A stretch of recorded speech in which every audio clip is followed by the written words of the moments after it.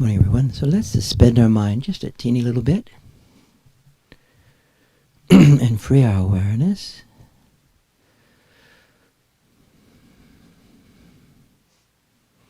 Rather than being located in mind alone,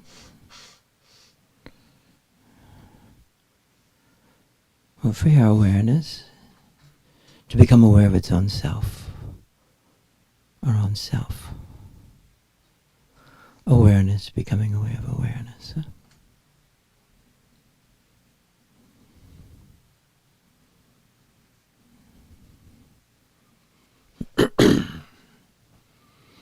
And then as we enter that place, that space, that open, luminous place, beyond our mind yet infusing our mind,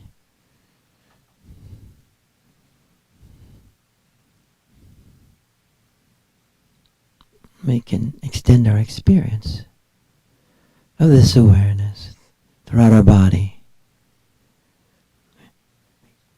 embodying awareness.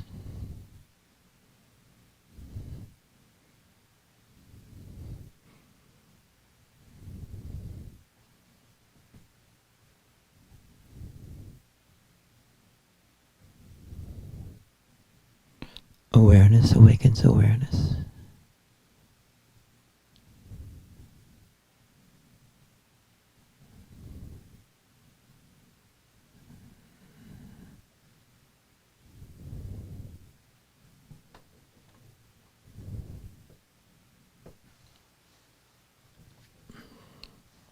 Our body is actually the medium of this awareness. So extending all the way down into the earth, all the way to the heart, palate, mouth, behind our eyes, opening the door at the top of the head into the sky, opening to experience this column of light, embodied knowingness, gnosis, radiant space, just as we are.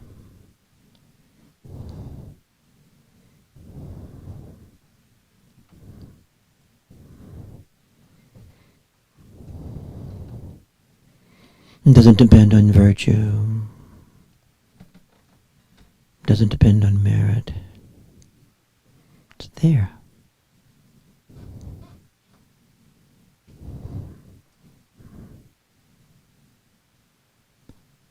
And then we have this wonderful capacity to extend this experience of this awareness everywhere and anywhere. This capacity of expansion. Dissolving contraction. With that understanding, we'll extend to the immediacy of our situation. And we're always in situations. Even death is a big situation. So we'll extend to the immediacy of our situation, which is us. So we'll extend inside to inside, directly, unmediated. Awareness is always local and non-local simultaneously. Awareness is always in time and in timelessness simultaneously.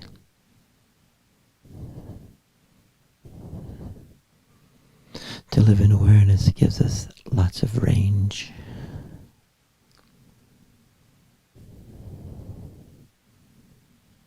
So we'll extend again.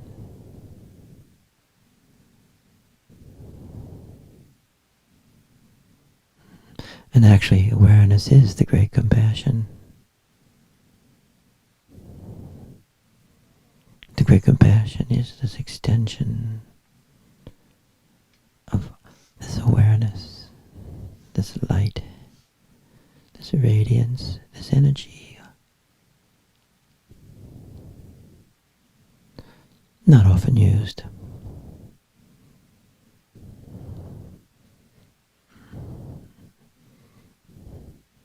We're just not worthy enough, right? Takini's laugh. How?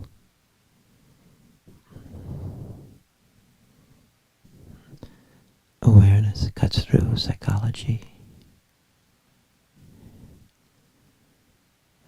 Cuts through stupidity. Marigba, they call it, ignorance.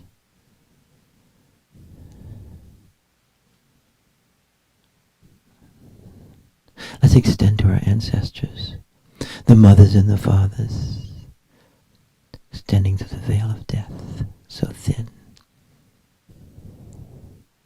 In mind alone, it's the most vast of abyss.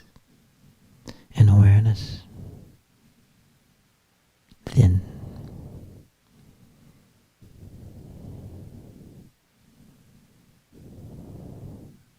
Let's extend to the great yogis and teachers who we've met in our life. We really have lots of good fortune.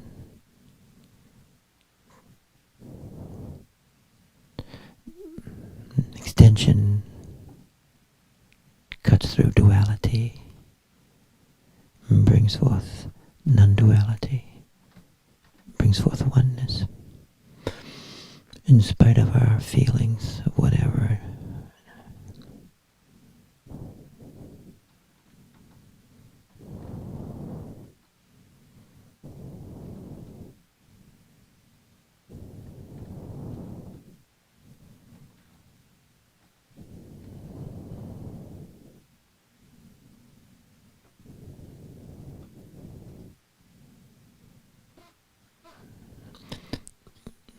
As we extend awareness, we deepen our embodiment.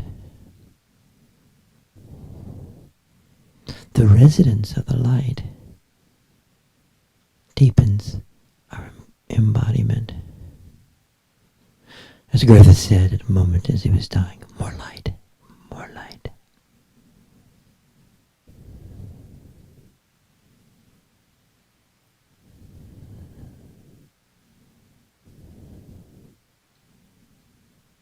Then we'll extend to all the different traditions we participate in. Huh? Nowadays, we can belong to lots. It frees us from tribal mentality.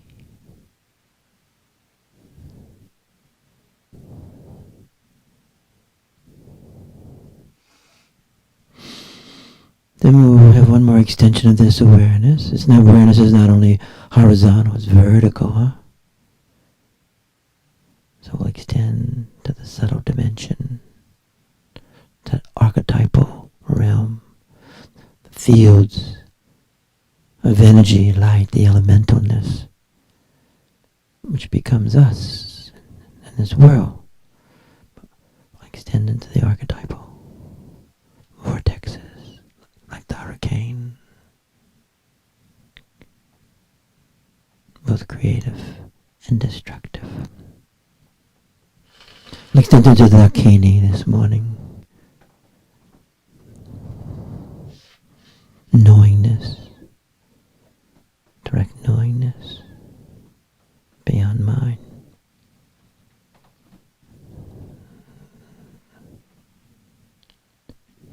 Embody her.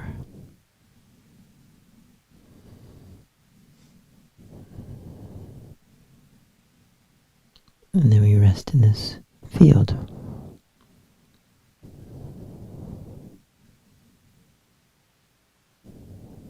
Becoming it.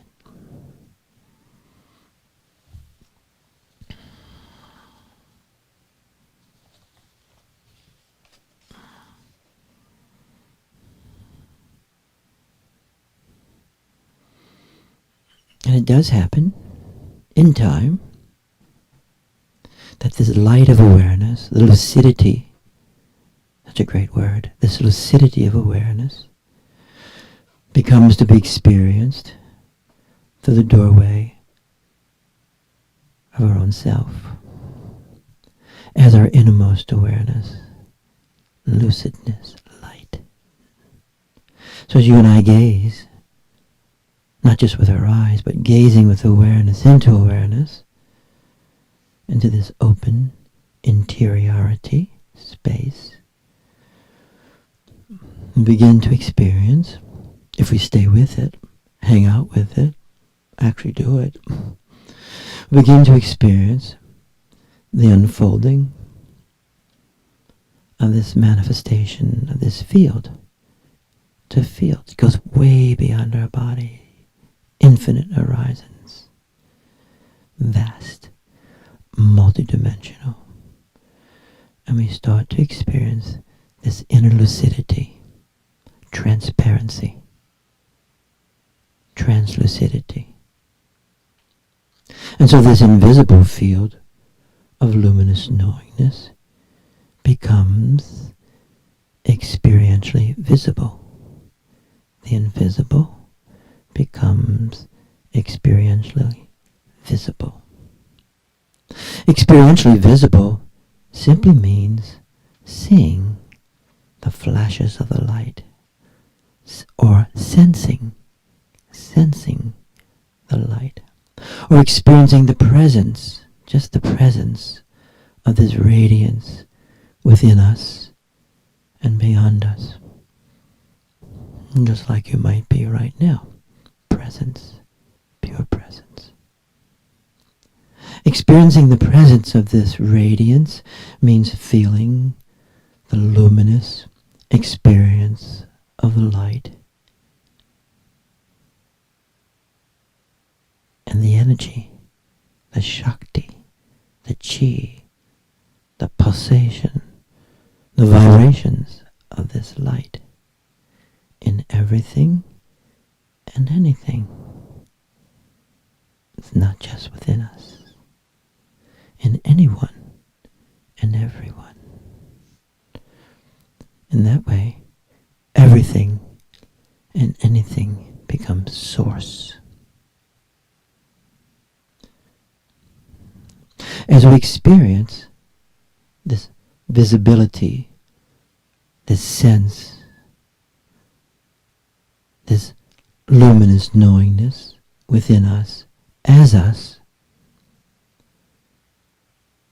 this happens, then we are empowered to experience the manifestation of the lucidity within the appearance of all phenomena. It sort of takes one to know one. This lucidity is not simply or only within us, as some think. It's just in you. But within all phenomena, all appearance has this lucidity.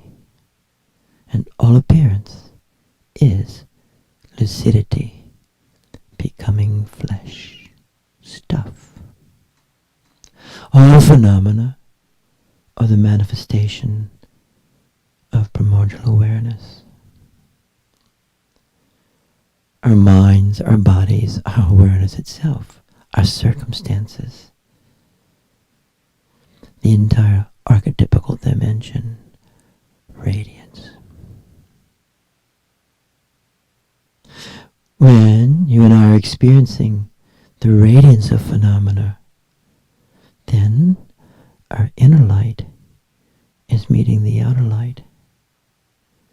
And then there's this only one indivisible light.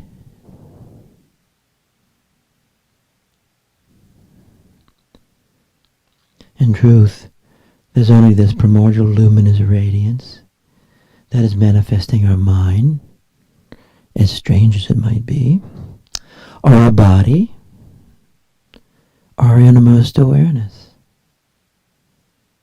as well as the infinitely vast, universe, this context of phenomena that you and I are placed in time and in space and beyond time.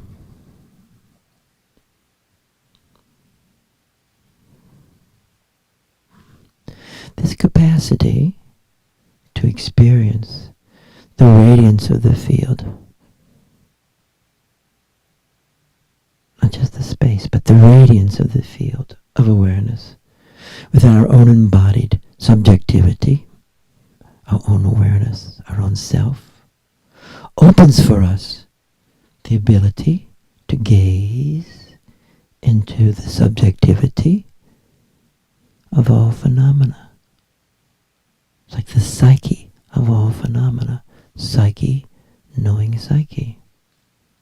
And by gazing into our own personhood, our own subjectivity, self, different metaphors, there arises this intersubjective gaze that is so direct and inside to inside. It's like world as personhood. This intersubjective gaze, to use that kind of language, allows us to experience the luminous openness of all phenomena and all contexts. That's a lot of space, a lot of openness. This intersubjective gaze opens the innermost openness of all phenomena. That's what the Dzogchen masters mean. Openness of everything. Liberation in everything. Uncontained by thinginess. This subjectivity, this innermost awareness, is the openness of our being to being itself within all beings. It's that direct.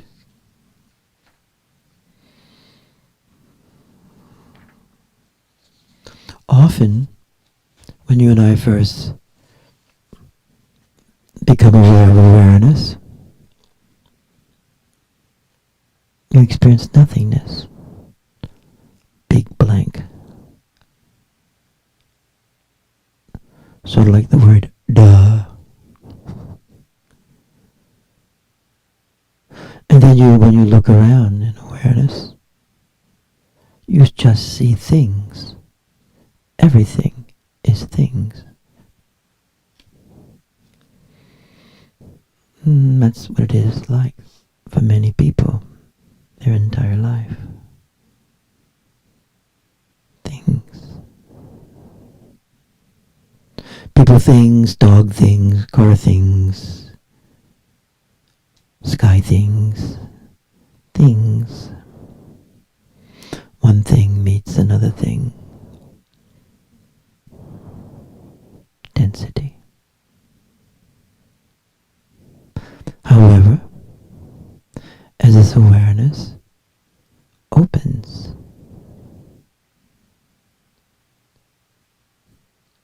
the nothing of inner awareness becomes radiance. And then as we look at the thingness of the world becomes radiance.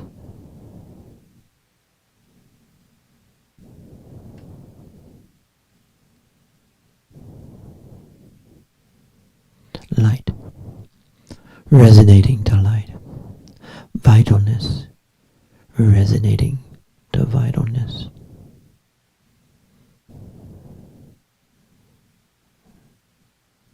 And as this manifests, and since one thing does follow after another, then the whole archetypal dimension also becomes visible.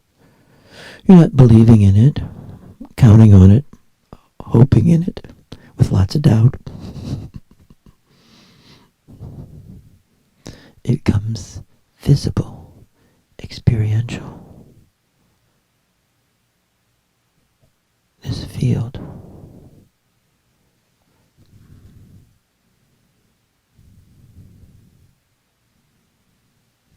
And all this, as the yogis declare, is the great compassion. The great compassion manifests everything and anything in order for everything and anything to experience it. Compassion manifests everything and anything that everything and anything can experience. The great compassion. That's why she's often described as the Great Mother, Droma, Dark Mother, luminous darkness, manifesting. So the very heart, Hridayam, is this light of awareness, which is the light of the great compassion.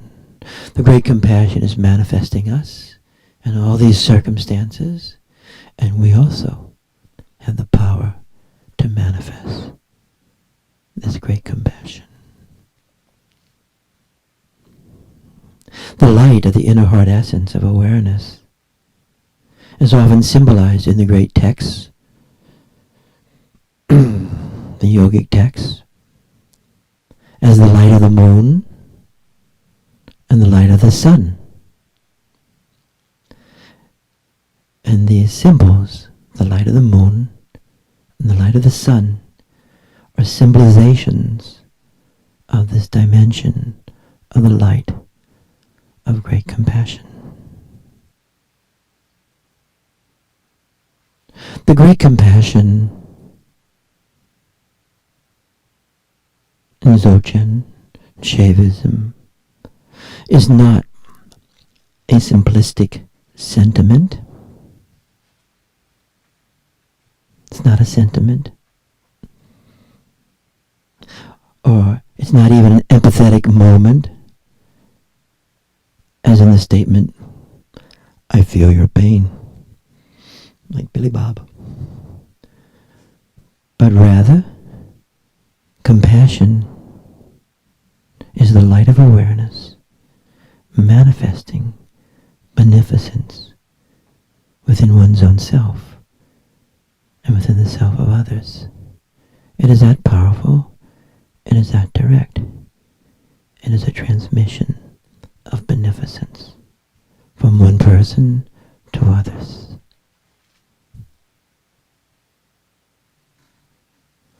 This compassionate beneficence is of two dimensions. One dimension is the compassion of pure love. And it's often used, again, as the love of the mother, The motherly love of the moon, the moonlight, soft, pervading, immersed, cooling, life, beneficent, beloved. And it's given from one person to another, or from one person to many, or many to many. This maternal love is the source of humanness. Without it, we would not exist. And you want to cut through the supernatural, natural dimension at this moment. It's not an additive. It's in everyone and everything. This compassionate transmission actually involves a beatific experience within a person's.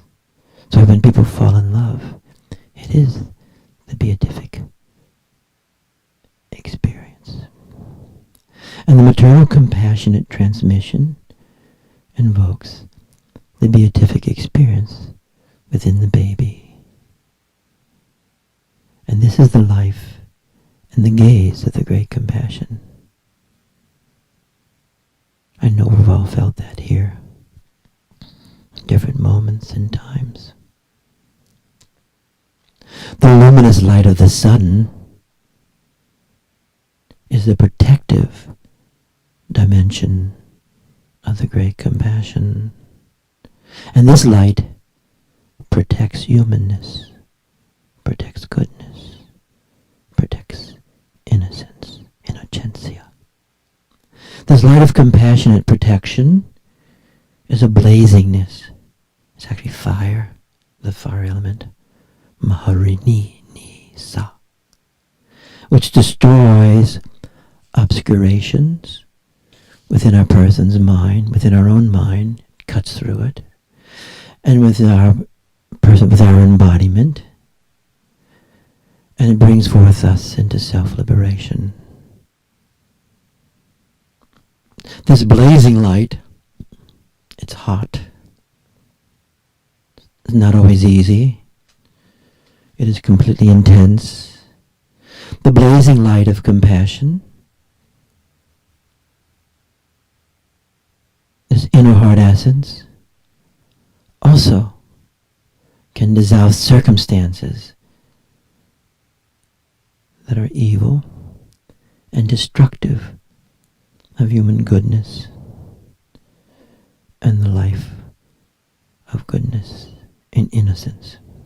The fierce light of compassion dissolves circumstances that brings forth unbearable cruelty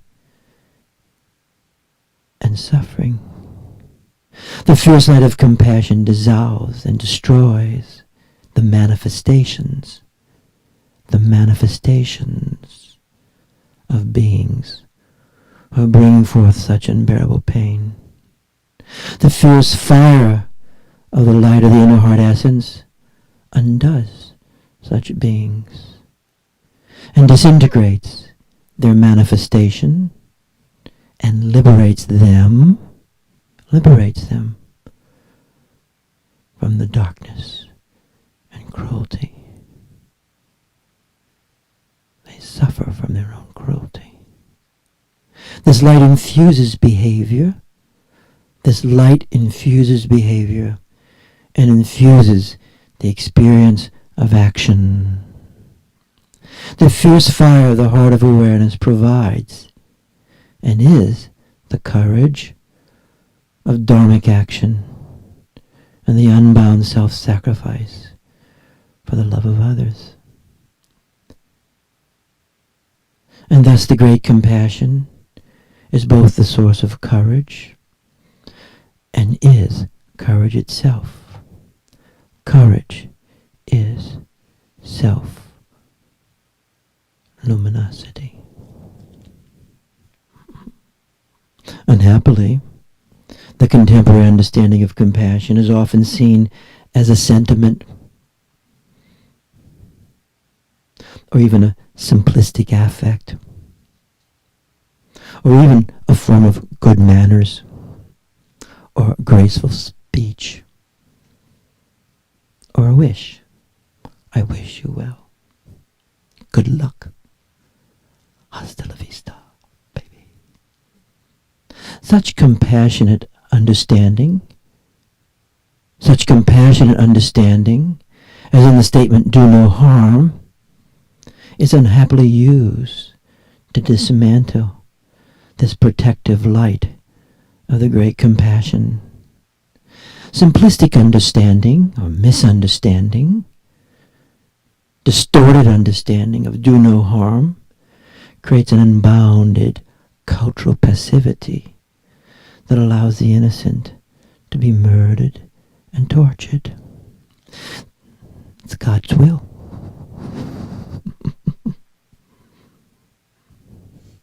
The invocations of passivity and non-action create the terrible ground.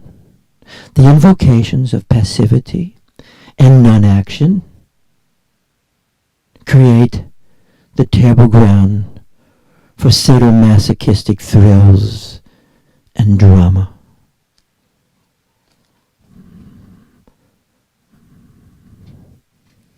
Doe-eyed cows.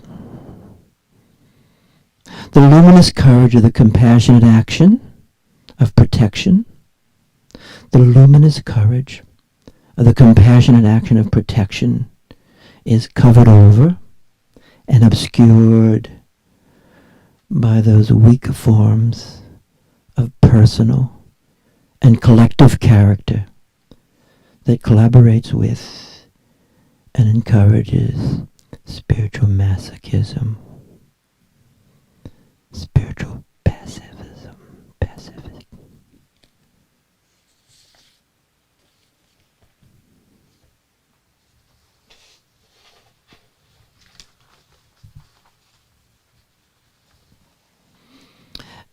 Just as we have archetypical invocations that are beneficent, like the white Tara, the yogis, Vajrayana, have invocations that invoke compassion as protection. I'm going to read you one now. And this one was actually given here a number of years ago by Rinchen Dorje, who was the son of Dojum Lingpa, Konseng Dechen Lingpa.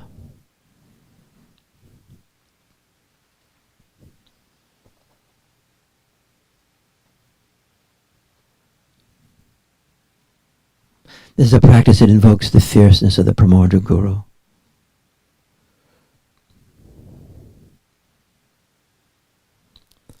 And the primordial guru is Padmasambhava in this tradition.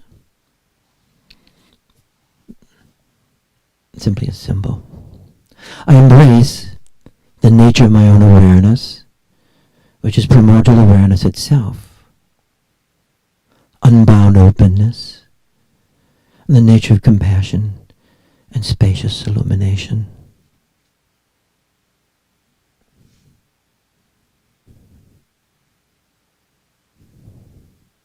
Out of the intensity of compassion for myself and others, I'm able to act. Yes, I'm able to act.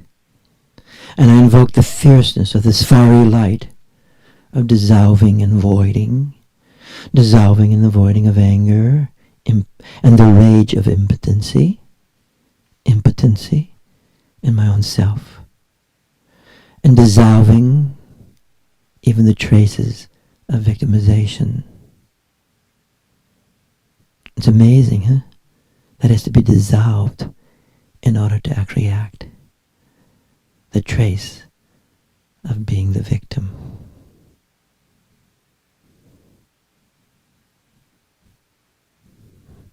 As the Haruka, and Haruka means victorious one, huh? Haruka, the victorious ones, of inherent pure awareness, free of all conceptual thought, and free of the destructive states of self-negation, self-stupidity, marigpa, I'm able to act and cut through the various dimensions of obstructive spirit that are delusive for myself and others. Directly perceiving the Haroka, perceiving the experiencing of the primordial ground, I'm able to act through direct perception and understand the character. This light gives you understanding of the character of the various situations that manifest in this oneness of awareness. Yes, in the oneness of awareness, character is illuminated. And from within this base of luminous awareness, I'm able to act decisively, with courage, and to cut through whatever has to be cut through in order to be free from fixation, unending states of being stuck, and repetitious preoccupation. In the blazing fire of wisdom gnosis, I invoke the presence of the Guru. We'll do that now. Which is the presence of primordial awareness manifesting in myself as myself. And in my heart is the luminous sphere, S-P-H-E-R-E, as bright as the sun.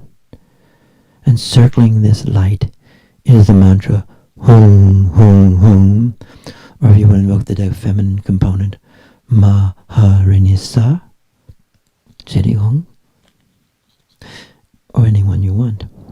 And through this Hong, Hong, everything dissolves into the innermost luminosity. And through Pat, Pat, whatever has to be dissolved is dissolved. It's like a shout. Having become the fierce archetypal power, I have the voice of Doshe Trullo, the fierceness of subduing the demonic in myself, first in myself, and then in the situations around me.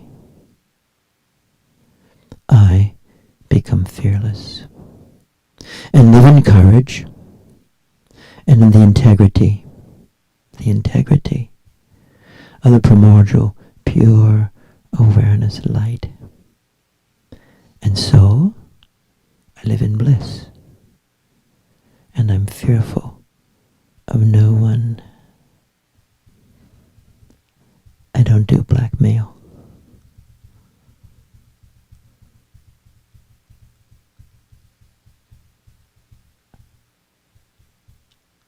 I live in the space of oneness, beyond intellectual redundancy, and I love the companionship and the company of the fearless and fierce companions of the blazing power of luminosity. The Hoka and the Dakinis of the archetypal dimension of this wonderful and amazing field of consciousness. In their protection I live. In their protection I live. In this life and life after life. I consistently take refuge in the awareness, free of duality. And so the refuge field itself dissolves into my own self as my own self. That is my place of refuge. And within this fierce state of fierceness and intensity, all anger and hatred is severed, cut through and dissolves. And so I become free. And in the center of this blazing space that I am, arises this luminous blue bindu, this sphere, S-P-H-R-E. And from this sphere, light rays of burning brilliance radiate forth. And the blue hung is the essence of the life force. And this purifying light radiates through my body into the infinite horizons, illuminating experience, transparency, translucidity. The luminous light of awareness brings transparency, translucidity to the appearances both within and without.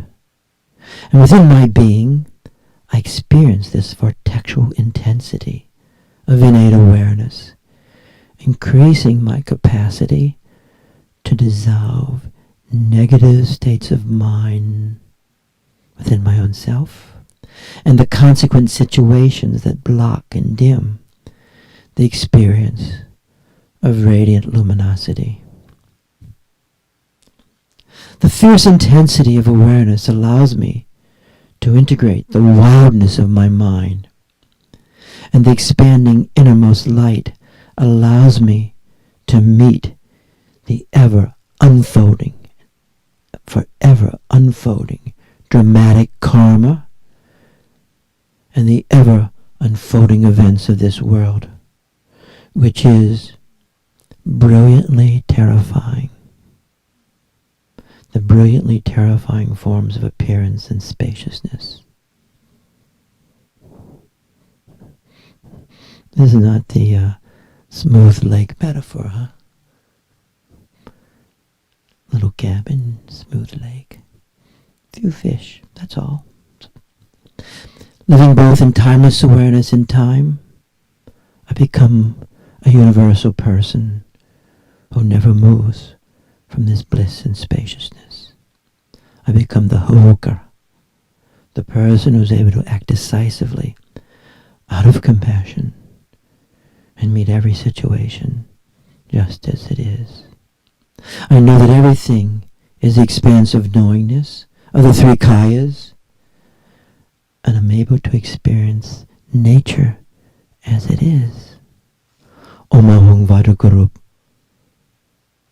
pamasiri hung. Oma hung vadaguru pamasiri hung.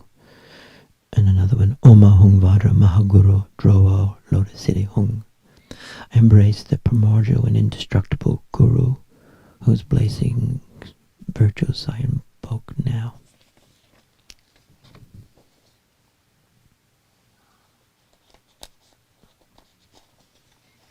We'll sit in the fire of awareness for a few moments.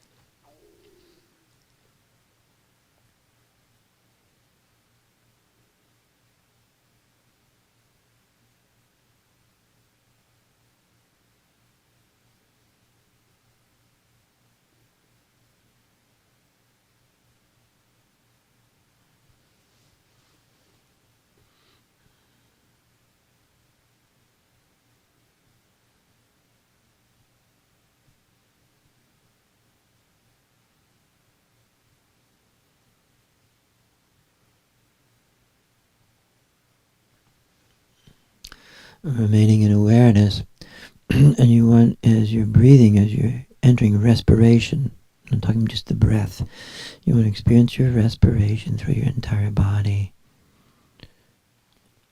Stop taking notes.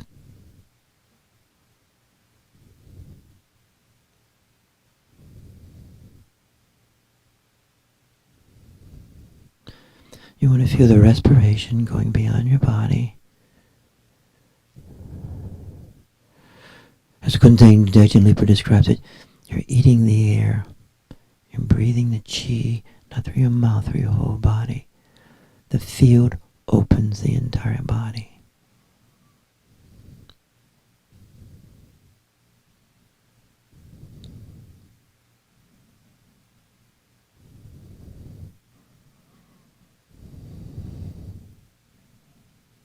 You're gazing through the entire body. Like Avalokiteshvara, all these eyes.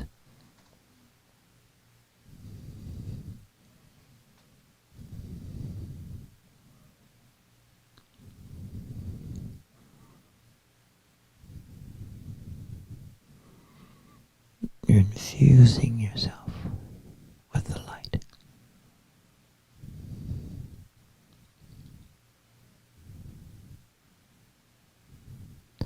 When you feel the energy within you, and when you feel the energy around you, that is the light.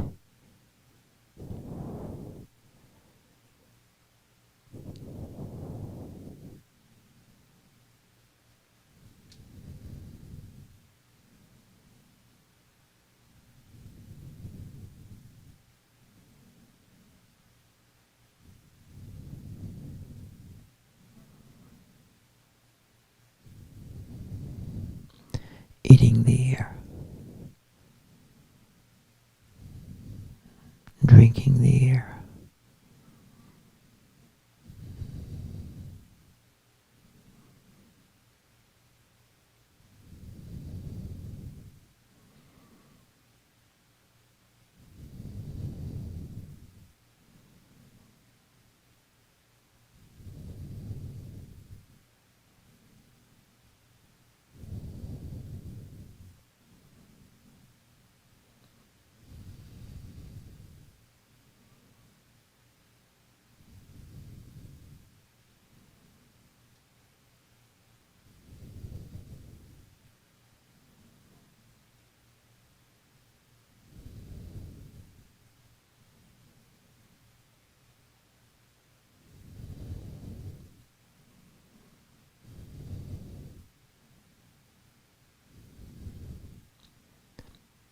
Getting used to the intensity.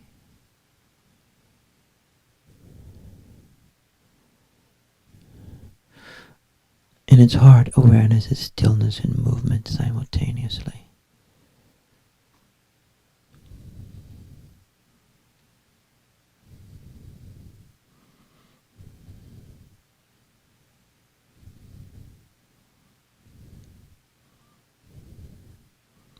If you only require stillness, you will become a very passive person.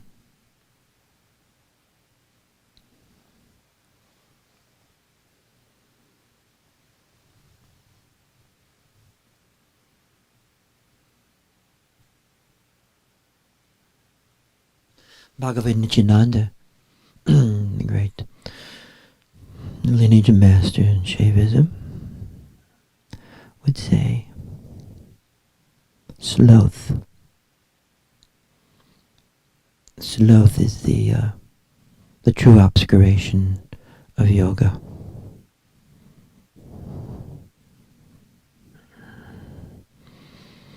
And then he would describe it as a kind of passive laziness. Cow-like state.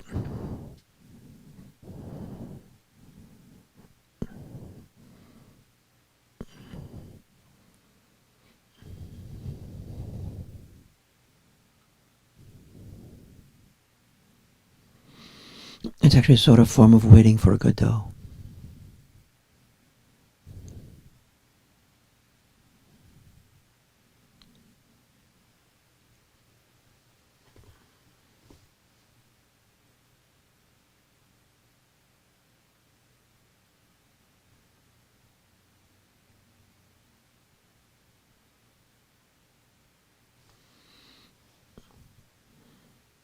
We're going to start to end up now. We can rub our hands together, place it in our hearts.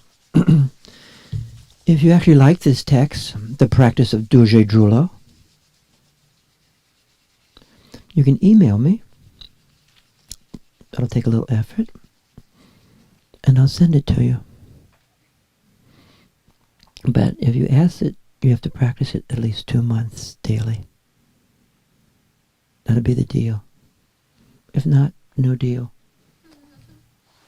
I'd like to thank everybody for being here today. This little talk is a preparation for this person coming here, Francisco Tiso. And he wrote this book called The Rainbow Body and the Resurrection.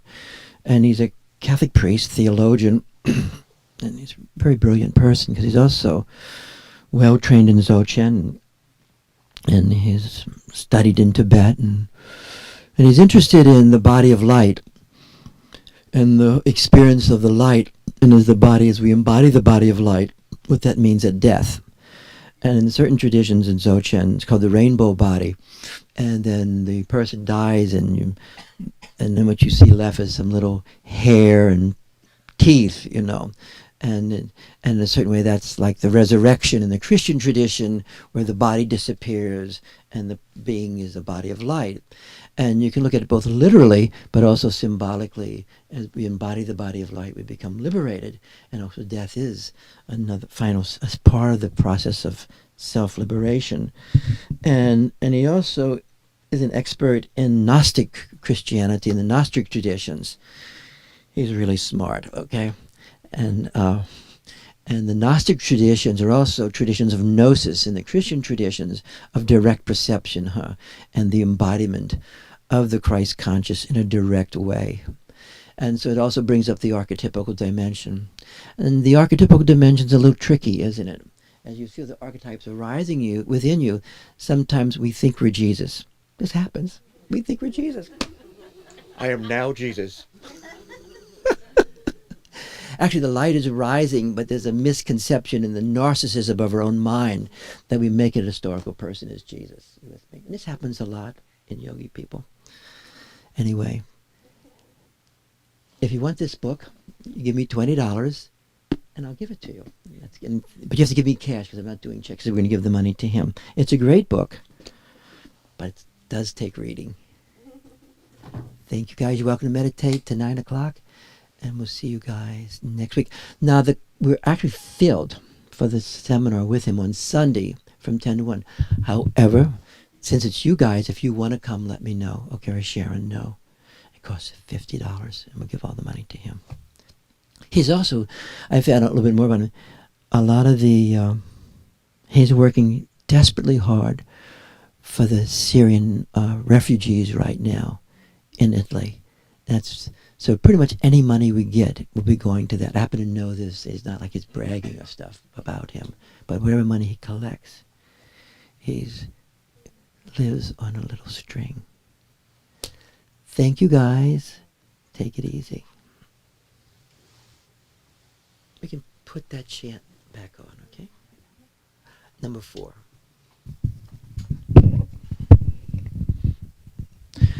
The mantra of the cow is this: moo.